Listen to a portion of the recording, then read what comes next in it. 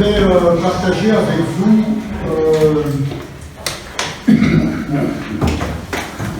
la volonté de construire une relation avec Jésus-Christ.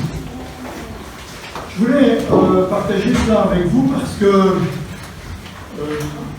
beaucoup de personnes, quand ils acceptent Jésus-Christ comme leur Seigneur et leur Sauveur, ne font pas ça toujours dans un but ou dans une perspective pour avoir une vie qui est fondamentalement changée et qui est une nouvelle aventure avec le Créateur de l'univers.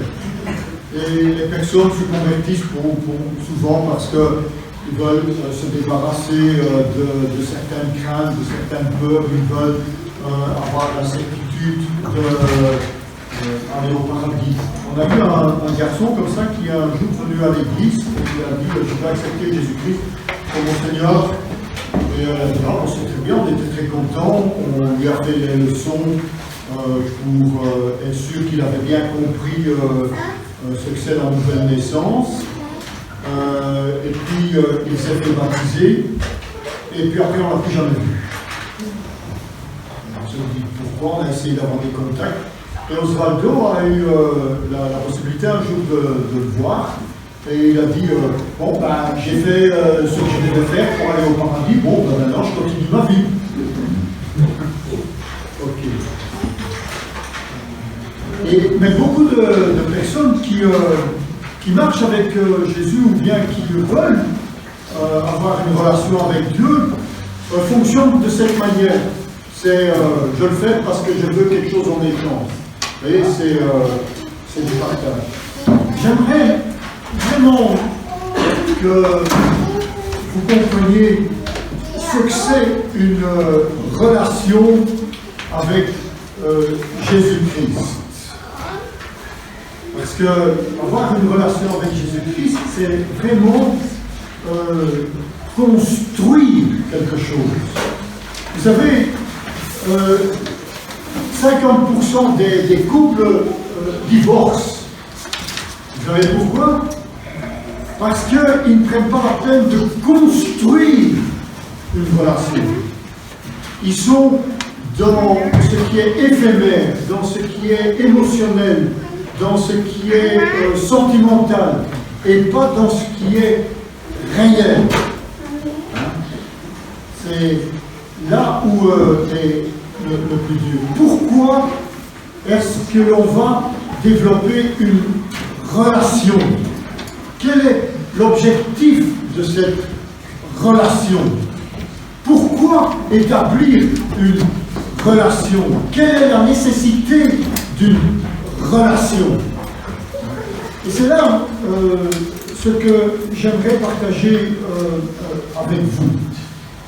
Avoir une relation avec Jésus-Christ peut être très intéressante si on prend la peine d'y mettre le prix et d'y travailler dessus.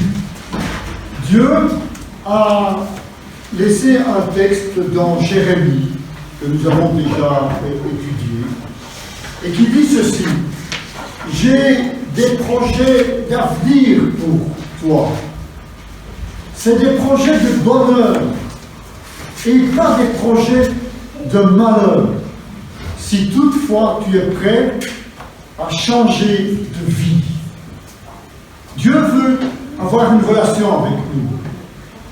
Mais chacun d'entre nous doit être d'accord de laisser tomber des choses. Et c'est comme ça dans toutes les relations. Les personnes qui veulent établir une relation où c'est toujours lui qui gagne, eh bien, il est le perdant. S'il ne laisse pas de la place à l'autre, eh bien, il ne va jamais réussir. Il a fait une question il a dit pourquoi il est perdant. Pourquoi il est perdant? Parce qu'il ne donne pas la possibilité à l'autre de lui apprendre quelque chose. Ça, c'est un des éléments fondamentaux. Si c'est toujours lui qui doit avoir raison. Et vous connaissez tout le monde cette histoire. Il y a un homme qui décide de se marier et il prend une femme et puis ils vont dans leur maison et puis la première nuit passe et l'homme se réveille le lendemain matin et il met les poings sur les i à sa femme et il lui dit: je suis le chef et toi tu es rien. Bon, la journée continue, elle se passe. Le deuxième jour, le monsieur se lève et il dit à sa femme: je suis le chef et toi tu es rien. Bon, la femme elle dit rien, elle continue. Troisième jour, le monsieur se lève, il dit à sa femme: je suis le chef et toi tu es rien. Bon. Elle a déjà compris. Hein. Non, non. Elle a déjà compris, pas besoin de 3 fois. Une fois aussi. Et puis, le quatrième jour, c'est la femme qui se lève le premier. Et elle dit: tu es le chef de rien. Voilà, c'est ce qui arrive chez moi. Ça nous montre que si on ne décide pas de partager les choses, eh bien, on ne va pas y arriver.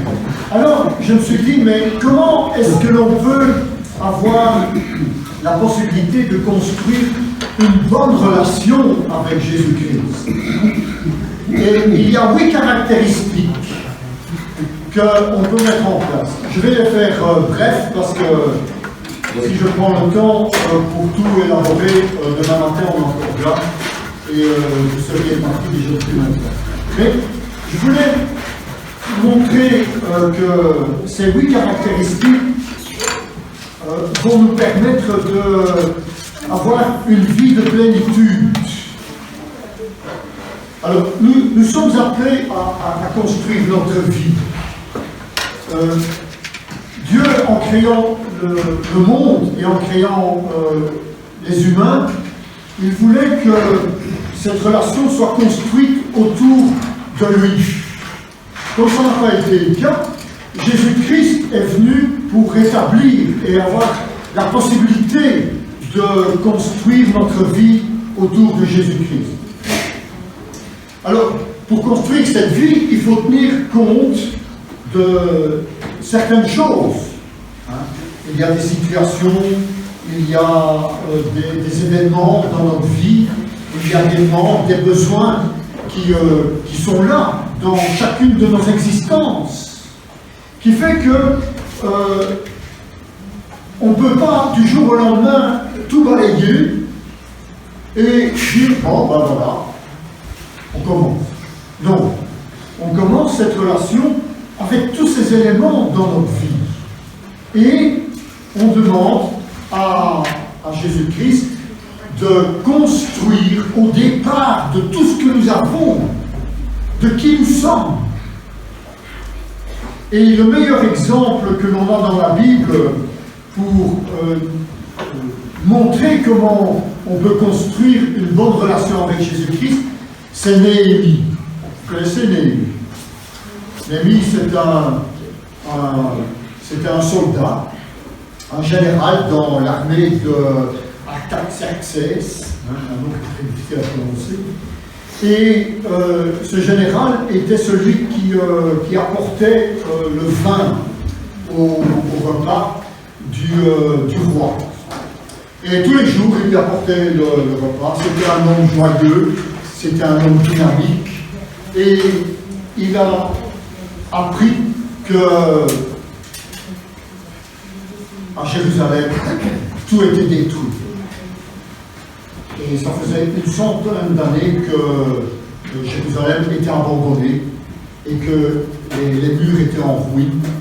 Et il a eu à cœur de faire quelque chose. Et il a pris le temps pour prier Dieu. Et Dieu l'a encouragé à aller reconstruire les murs de Jérusalem. Et comment Néhémie s'y est pris? pour mettre en œuvre cette construction. Alors, j'aimerais premièrement vous montrer que Néhémie a eu de la compassion. Ça, c'est le premier élément que nous devons mettre en œuvre. Est-ce que vous avez de la compassion pour Jésus-Christ?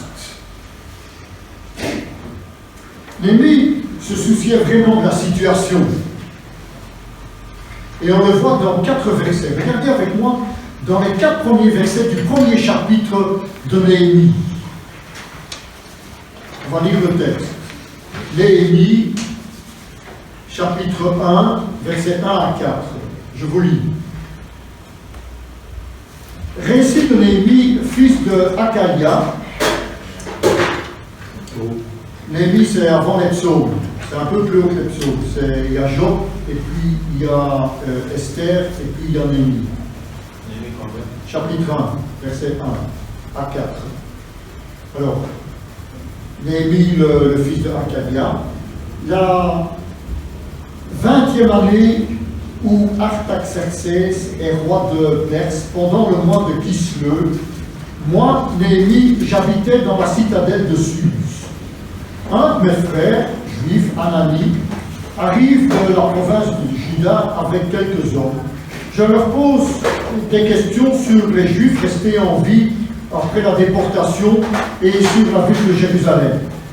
Ils me répondent: les anciens exilés habitent dans la province de Juda, mais ils vivent dans une grande misère et dans la honte. Il y a des trous dans le mur qui entoure Jérusalem, et les portes de la ville ont été brûlées. En entendant ces paroles, je m'assois et je pleure. Pendant plusieurs jours, je reste dans une profonde tristesse et je jeûne.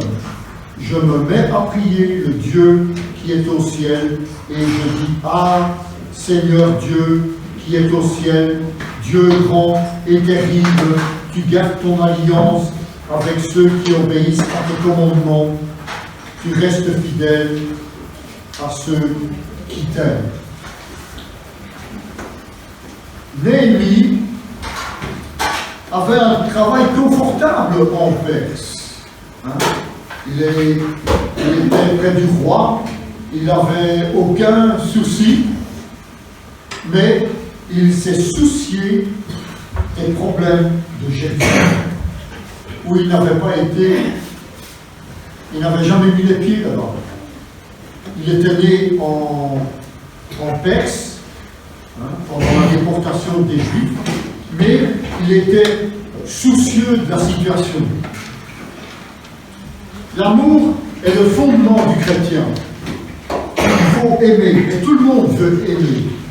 Tout le monde veut être aimé. Mais l'amour que les êtres humains donnent n'est pas suffisant, n'est pas équilibré, n'est pas bon. C'est la raison pour laquelle on cherche un amour autre. Et le seul moyen pour avoir un amour véritable, c'est l'amour qui est en Jésus-Christ. Les gens se moquent de ce que vous savez jusqu'à ce qu'ils sachent combien vous êtes soucieux d'eux. Si on n'a pas de l'amour, cela deviendra simplement de la manipulation. Voilà.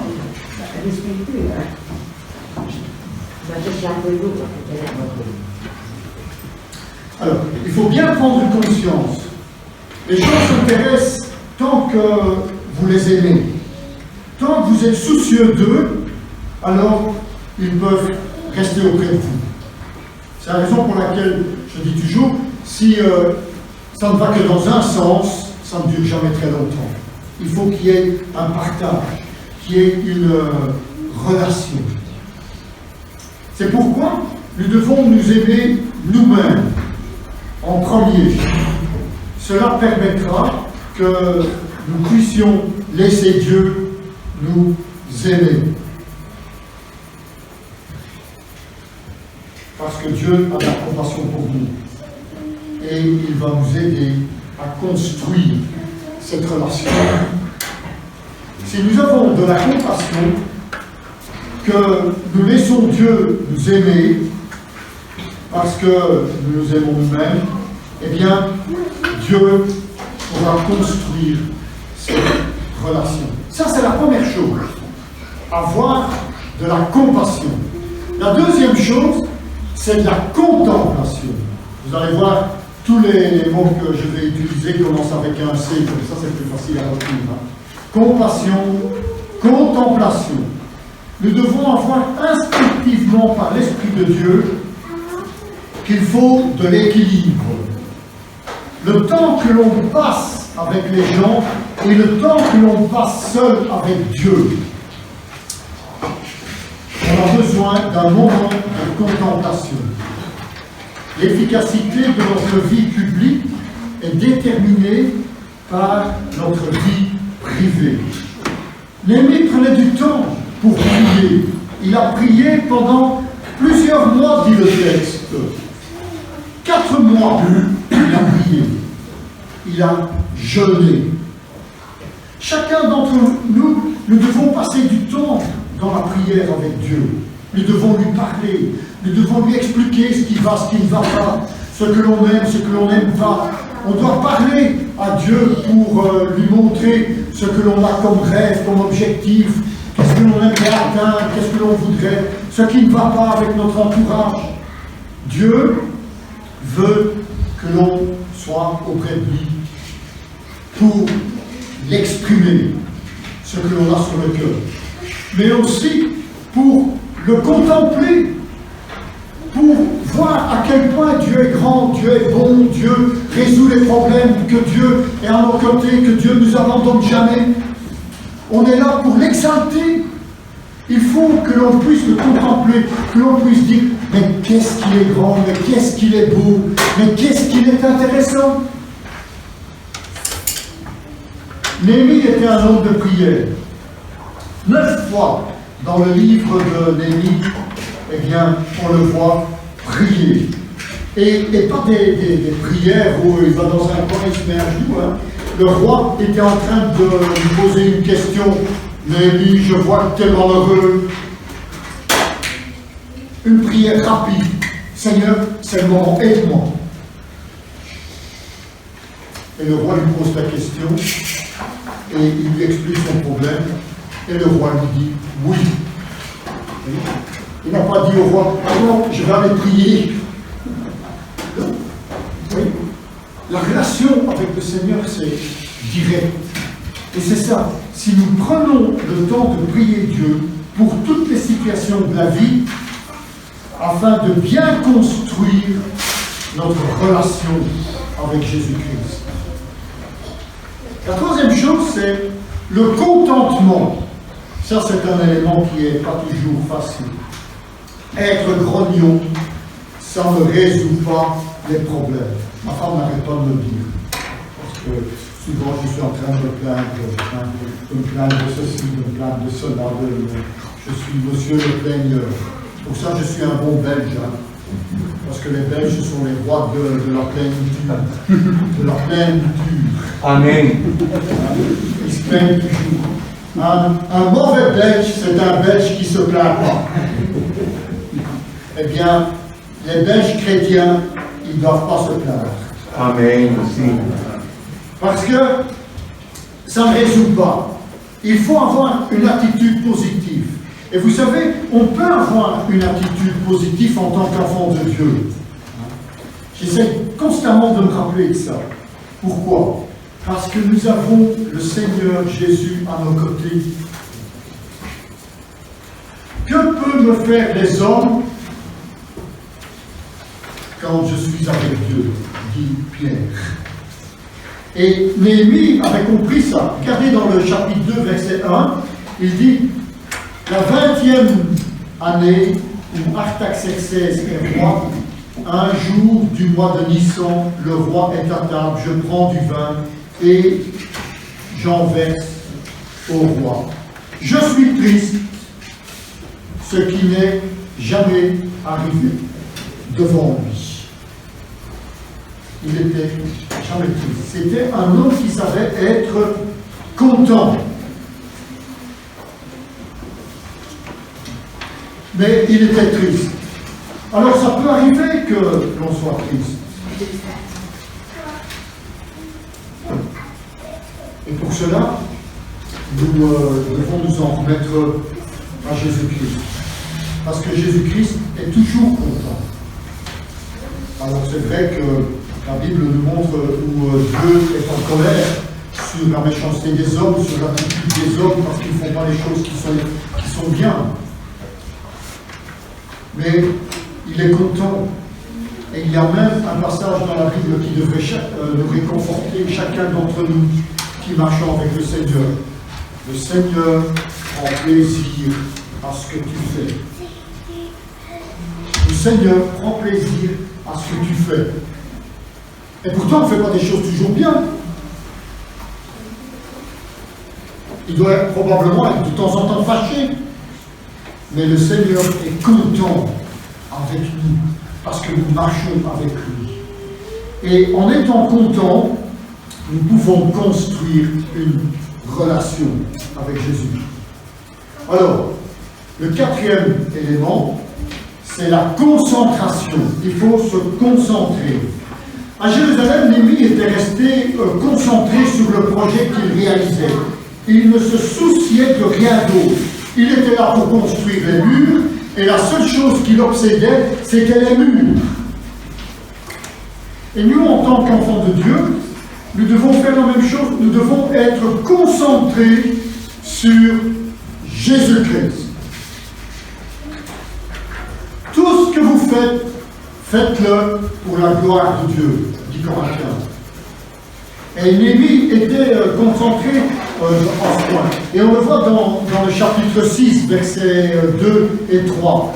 Il dit comme ça: Sanballat et Geshem m'envoyaient quelqu'un pour m'inviter à une réunion avec eux à Képhim, dans la vallée de Ono. Ils ont l'intention de me faire du mal. Je leur envoie des messagers avec cette réponse. Et écoutez la réponse. J'ai encore beaucoup de travail et je ne peux pas aller vous rencontrer. Si je partais d'ici pour aller vous voir, le travail s'arrêterait. Si je commence à me concentrer sur autre chose que Jésus-Christ, ça nuirait à ma relation avec Jésus-Christ. Et nous voyons que le Seigneur veut que nous mettons tout en œuvre pour nous concentrer sur Dieu. Parce que l'ouvrage est important.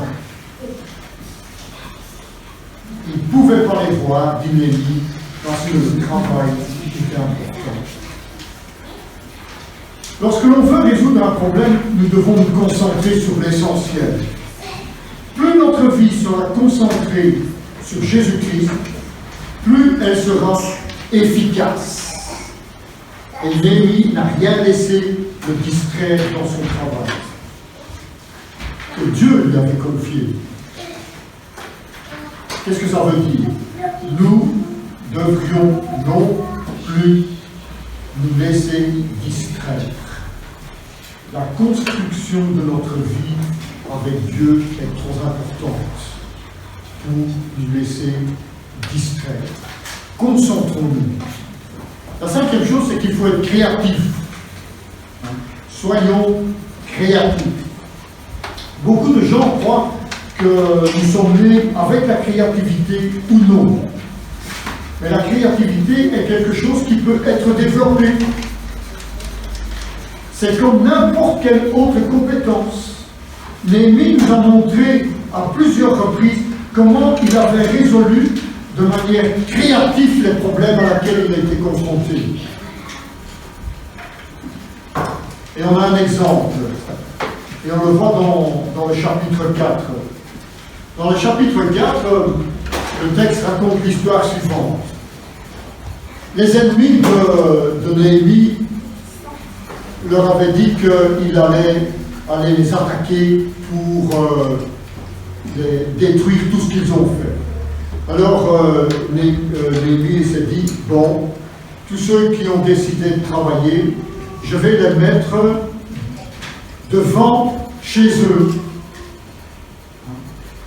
Alors tous ceux qui étaient devant chez eux faisaient le travail qui était de l'autre côté du trottoir. Le mur était là, ils allaient le construire.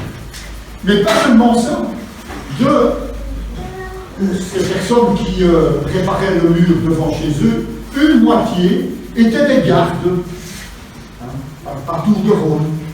Ils étaient là avec une lance, une épée, et ils veillaient, et ils prévenaient. Et quand comme ils étaient tous l'un à côté de l'autre, les familles étaient toutes l'un à côté de l'autre autour, eh bien, quand il y en a un qui voyait un ennemi arriver, il prévenait tous les autres, et ainsi tout le monde était.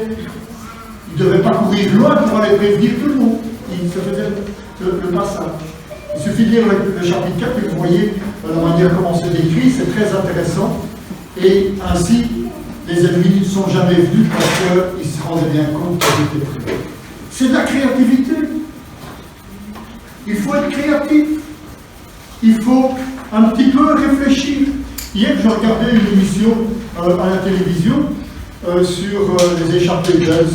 Ils montrent un pays et tout ce qu'il y a de beau dans le pays. C'est toujours les belles choses. Mais là, ils montraient quelque chose d'intéressant. Ils avaient, c'était un pays, c'était en Tanzanie. Ils ont décidé que tous les produits plastiques, eh bien, sont interdits parce que ça pollue. Alors, il y avait un garçon, il était un peu vraiment créatif, il a inventé plein de choses, et il s'est dit, qu'est-ce que je peux faire pour dépolluer? Alors il fait le ramassage de tous les plastiques qu'il trouve dans la rue, ou bien qu'il rachète à des gens qui font le ramassage, et avec ça, il broie les plastiques, et il en fait des barres, comme des barres en acier, il fait des barres en plastique, qui sont concentrées, mélangées, là. Et il a appris, en testant, il a inventé sa première machine pour fondre le plastique. Il a réfléchi comment faire et il a fabriqué, il a essayé, il avait l'aide d'un monsieur qui lui permettait d'apprendre à souder, à découper, à chercher des solutions. Quand ça ne va pas, on recommence. Il ne faut pas avoir peur de chercher. Il faut être créatif. Le Seigneur veut que l'on soit créatif. Nous devons aussi être créatifs pour construire notre relation avec Jésus-Christ. Comment pouvons-nous améliorer notre relation avec Jésus-Christ? Vous avez déjà réfléchi à cela? Oui. Est-ce que vous avez dit, qu'est-ce que je peux faire pour que ma relation avec le Seigneur soit mieux? Quelque chose qui vient de moi, quelque chose qui est en moi, quelque chose que j'ai inventé moi-même. Osvaldo, il voulait améliorer sa relation avec le Seigneur. Il s'est dit, bon, je vais prier 1 heure par jour. Ou bien je vais lire 1 heure par jour. Moi, je vais lire la Bible. Je lis la Bible. Et je cherche le dialogue avec le Seigneur dans la Bible. Pour toutes choses. Oui, soyons créatifs. La 6e chose, c'est qu'il faut être courageux. Parce que les moments ne sont pas toujours faciles. On passe par des afflictions, des épreuves. Et Néhémie est passé par des épreuves. Dans le chapitre 2, il nous montre qu'il aurait été exécuté. Il faisait preuve de courage lorsqu'il a exprimé sa tristesse au roi. Il n'a pas eu peur de dire ce qui n'allait pas. Il était courageux. en face des attaques dans le chapitre 4, quand les ennemis allaient venir, il a été courageux, il a dit je vais les affronter. Nous devons aussi avoir le courage d'affronter ceux qui nous attaquent. Pourquoi? Parce que nous ne sommes pas seuls. Nous sommes courageux parce que nous avons Jésus-Christ qui est avec nous. Et nous développons notre courage avec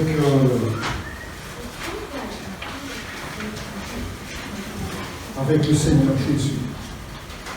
Nous construisons notre relation avec du courage.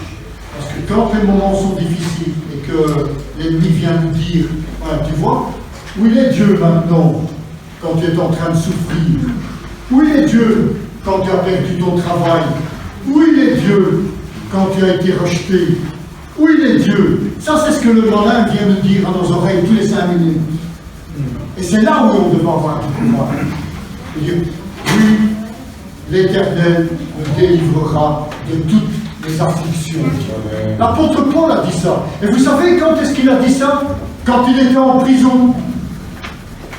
Pas quand il était sur la plage en train de boire un petit coup à livrer. Donc il était en prison. Et les prisons romaines, c'est pas le 5 étoiles que nous avons ici à Saint-Gilles. Alors, le Seigneur veut qu'on soit courageux, mais il veut aussi que l'on soit avec une conscience claire. Ça, c'est le 7e élément pour développer une relation avec Jésus-Christ. Avoir une conscience claire. Et ça, c'est difficile. Parce que combien de fois ne sommes-nous pas confrontés dans des situations où on a difficile. Moi, j'ai un exemple assez concret. Vous savez, tous les mois, on reçoit un salaire. Et il faut donner la dîme. Bon, il y a des mois où on s'est donné la dîme facilement, c'est pas trop difficile, parce qu'on n'a pas trop. Et puis, vous avez le mois où vous devez amener votre fille à l'orthodontiste, et vous, subitement, vous devez avoir une nouvelle paire de lunettes. Du coup, donner la dîme, c'est plus difficile. Hein? Parce qu'en 2 jours, vous avez dépensé 1 000 € et vous vous dites comment est-ce que je vais terminer le mois? Vous avez décidé avec le Seigneur que vous allez donner votre dîme. Et c'est là où le Seigneur attend que vous soyez avec une conscience claire. Et qu'est-ce que c'est une conscience claire? C'est être intègre, honnête, droit. Et Néhémie a fait cela. Regardez avec moi dans Néhémie chapitre 5, versets 14 à 19. Il explique très bien comment il s'est comporté en tant que gouverneur. Vous savez, les gouverneurs ou les ministres, ils ont tous des droits qui s'octroient. Parce que c'est leur position qui est comme ça. Mais ils ne sont pas obligés. Ils le font parce qu'ils ont ce droit. Néhémie était un enfant de Dieu qui marchait avec l'Éternel et ses valeurs étaient basées sur autre chose. Et ici on voit l'exemple qu'il donne. Il a dit dans Néhémie chapitre 5 verset 14, « J'ai été désigné comme gouverneur de la province de Juda pendant qu'Artaxerxès était roi. Je le suis resté pendant la 20e à la 32e année où il a eu le pouvoir. Pendant ces 12 années, ni moi, ni ma famille n'avons utilisé les impôts du gouverneur pour vivre. Avant moi, les premiers gouverneurs écrasaient le peuple. En plus de la nourriture, du vin, ils exigeaient de lui 40 pièces d'argent. leurs adjoints aussi profitaient du peuple. Mais moi, je respecte Dieu et je n'ai jamais agi de cette façon. Au contraire, j'ai travaillé moi-même pour réparer les murs de la ville. Je n'ai acheté aucun champ et mes adjoints qui réparaient aussi le mur n'en ont pas acheté non plus. Les membres du peuple juif et les chefs qui mangeaient avec moi étaient 150, en plus de ceux qui venaient des pays voisins. Chaque jour, les gens préparaient un bœuf, 6 beaux moutons et des poulets. Tous les 10 jours, je recevais du vin en grande quantité, et c'est moi qui payais tout. Malgré cela, je n'ai pas réclamé les impôts dus au gouverneur. En effet, les travaux coûtaient déjà très cher au peuple. Ô mon Dieu, souviens-toi de tout ce que j'ai fait pour ce peuple, et sois bon pour moi. Il était intègre. Sommes-nous intègres dans notre vie? Sommes-nous intègres? Cette semaine, j'ai vécu quelque chose et je me suis rendu compte de ça hier. Vous savez, on vous téléphone pour vous dire « Écoutez, monsieur, vous allez recevoir des cadeaux et un beau voyage gratuitement. » Vous dites « Oui, ça c'est bien. Mais il faut venir au magasin de l'ameublement. » Je reçois ça tous les 6 mois.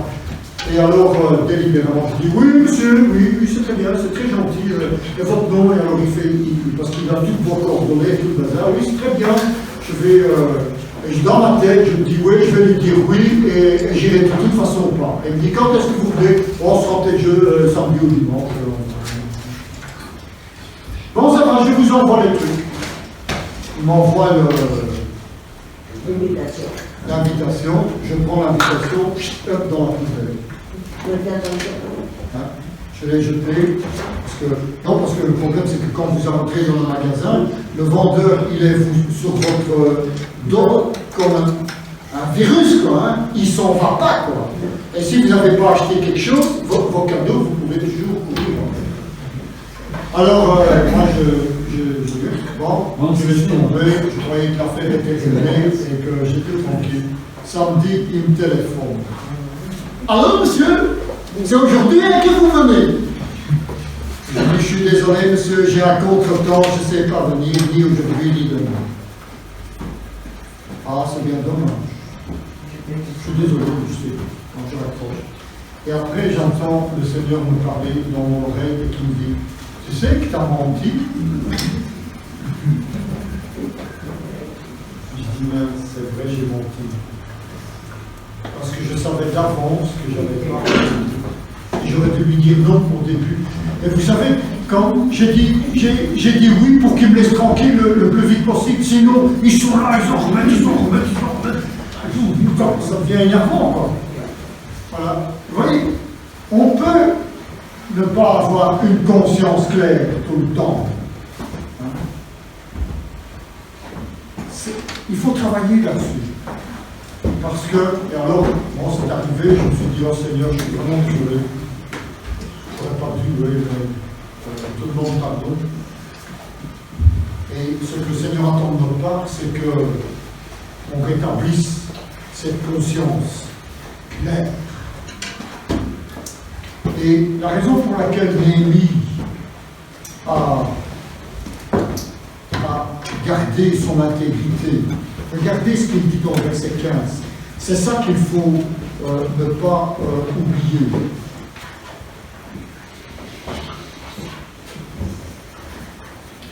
Dans le verset 15, dans la deuxième partie du verset 15, regardez ce qu'il dit. Mais moi, je respecte Dieu et je n'ai jamais agi de cette façon. C'est ça que j'aurais dû dire dans ma tête. Moi, je respecte Dieu et je ne vais pas mentir. Je ne vais pas tricher. Je vais rester honnête. Vous voyez? Ouais. Bon, j'ai appris quelque chose que je connaissais déjà, mais Et ça, c'est la vie avec le Seigneur. Mais il faut se rappeler ça et prendre conscience de ça. Alors, la 8e chose, c'est la conviction. Il faut que l'on ait des convictions. Tout au long du livre de Néhémie, a fait face à une grande opposition, mais il n'a jamais abandonné. Il a avancé sur la base de sa conviction. 8 fois des gens ont essayé de l'empêcher de construire le mur. Il a simplement continué. En tant qu'enfant de Dieu, nous devons avoir des croyances solides. Une opinion est quelque chose dont on discute. Hein? Moi j'ai cette opinion-là, toi tu as cette opinion-là, hein? Et on en discute. Et c'est pas ça qui fait qu'on va tenir tête. Mais des convictions, ça, il faut que ça persiste.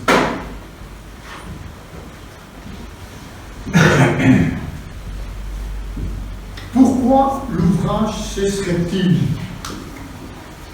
lorsque je le quitterai pour descendre vers vous, disait Néhémie. Pourquoi?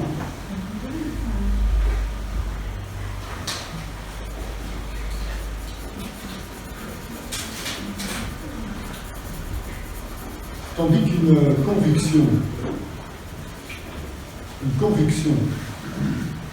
on est prêt à mourir pour. Et ça, c'est la question qu'il faut se poser. Est-ce que nous sommes prêts à mourir pour nos convictions? Si maintenant la police rentre avec 2 mitrailleuses, et vous dit, vous croyez en Jésus-Christ comme votre Seigneur et votre Sauveur, si vous ne reniez pas, je vous tire dessus. Qu'est-ce que vous allez faire? Est-ce que vous êtes prêt à rester assis dans votre chaise et dire, ben, tire seulement? Combien de fois, on n'a pas vu dans l'Antiquité, quand on mettait les chrétiens dans les arènes pour se battre contre les lions et tout ça, ils chantaient des chants à la gloire de Dieu parce qu'ils étaient convaincus. Pourquoi croyez-vous qu'il y a plein de personnes qui ont accepté Jésus-Christ comme leur Seigneur et leur Sauveur et qu'ils ont abandonné, on ne les voit plus à l'Église? Vous savez, si toutes les personnes, hein, ceux qui sont décédés mis à part, hein, seraient dans cette église, on serait presque 1000 personnes maintenant. Mais ils ne sont plus là, toutes ces personnes. Pourquoi? Parce qu'ils n'avaient pas des convictions pour lesquelles ils étaient prêts à mourir. Néhémie était prêt à mourir. Je suis ici, c'est pour construire le mur. Hein. Et ce mur, je vais le construire, quoi qu'il arrive. Et le Seigneur veut que l'on ait la même conviction. Mais pour avoir la conviction pour mourir pour Jésus-Christ, il faut savoir ce que Jésus-Christ représente pour nous, ce qu'il est pour nous, quelle relation on a avec Jésus-Christ. Et si on n'a pas une conviction que Jésus-Christ est notre Seigneur, notre Sauveur, qu'il est monté au ciel pour aller nous préparer une place dans la demeure de Dieu, on ne va jamais lui être fidèle. On va le tromper tous les 5 minutes pour autre chose, pour quelqu'un d'autre.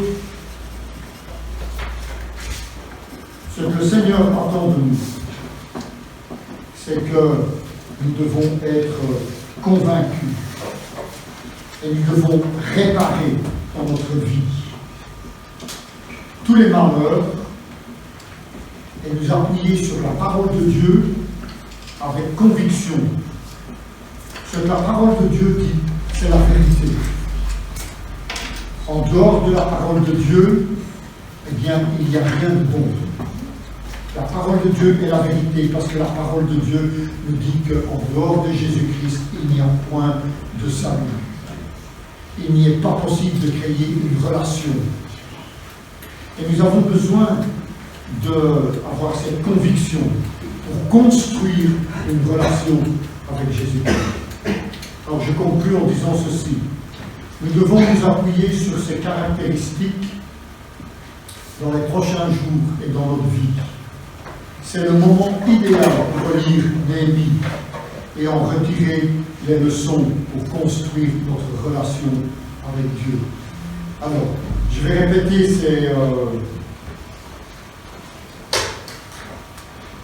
ces caractéristiques.